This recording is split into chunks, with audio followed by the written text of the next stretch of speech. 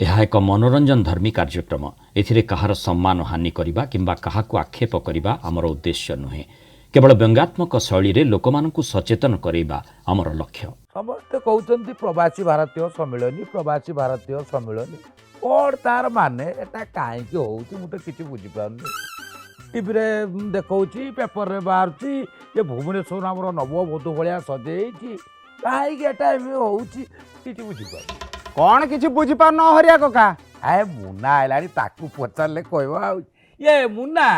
ये प्रवासी भारतीय सम्मिलन जो कौन कि आग प्रवासी भारतीय माने बुझिलनी कि तापर आउ जहा बुझिबो और प्राय एते पाठ नाही मते टिके बुझाई देलु। प्रवासी भारतीय माने हेला सेई लोक माने जो लोक माने भारतीय वंशोद्भव हेले भारत रे रहउना भारत रे काई रहउनाते सुनो प्रवासी शब्दर अर्थ हेला सेई लोक माने जो माने कि किछि अधिका रोजगार करिया पई किछि अधिक सुंदर जीवन शैली खोजिबा पई विदेश रे रहउचंती सेई माने हेले प्रवासी भारतीय। आ जो एनआरआई पर NRI non residence of India सेई माने हेले प्रवासी भारतीय। ओहो सेई मानकर गुटे सम्मिलन होउची हां काहे की होउची से कथा कहूची जे प्रवासी भारतीय मानकर स्वतंत्रता आंदोलन रे गुरुत्वपूर्ण भूमिका थिला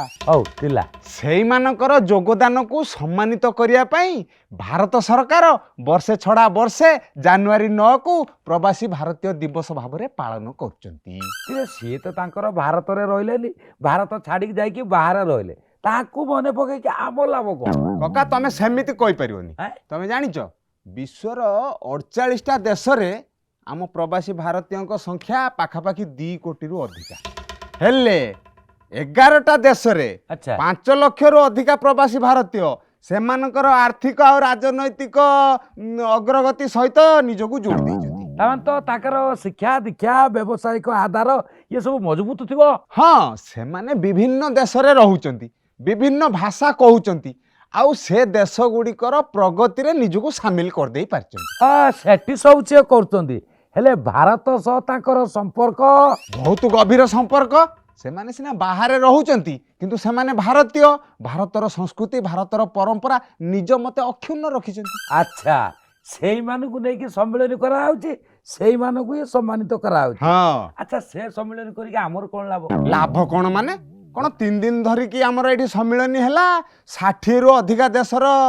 अतिथि माने आसी के एठी जोग देले हो हैला जोग दैचंती मु मानिली तापर हमर वैदेशिक व्यापार मंत्री केंद्र क्रीड़ा मंत्री केते राष्ट्र मंत्री प्रधानमंत्री राष्ट्रपति समस्ते आसिले ना आ पूरा पचाउची रे मुना सबु तो आसिले एठी सम्मेलन कले हैला हमर कोनटा लाभ हबो। सुन विदेश रे जो माने विभिन्न क्षेत्र रे निजको प्रतिष्ठित करि परचंती से माने जतले आसी के एठी जोग देबे ओडिसा रो भित्तिभूमि देखिबे विभिन्न क्षेत्र रे निवेश करिवार संभावना रहउची। अच्छा ताले ओडिसा रे भल भित्तिभूमि अछि तेणु प्रवासी भारतीय माने आसिकी ओडिसा रे निवेश करियो बोली आशा करा जाउची। हाँ तापरे आम पर्यटन क्षेत्र रो विकास हबो सेईटा केमित कोन हबो कि रे कका सेमानकर आखि केते खोला आमर एठी पर्यटन क्षेत्र रे सेमाने जदि किछि अडुआ तडुआ देखिले ताकू सजाड़िया पई सेमाने परामर्श देबे से अनुसार आमे विकास करिवु। अच्छा अच्छा आउ कोन हबो लाभ आउ आम कला आम संस्कृति आम ऐतिह्यर प्रचार प्रसार हबो। अच्छा से माने जाई कि ताकर सेठी कहबे जे आमे ओडिसा जाइतिलु या सब देखिलु हमकु भल लागला तुमे सब जाओ। हां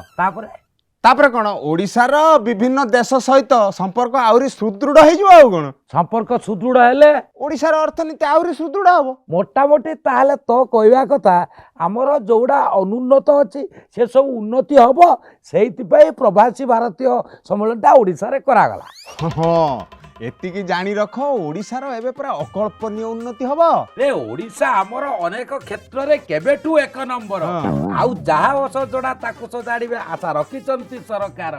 प्रवासी आसीबे राष्ट्रदूत हेबे आम कला संस्कृतिर सारा विश्व रे परिचित हेबो परिचय ओडिसा कके हमर सब बुझी गले थर देख खबर रख नजर।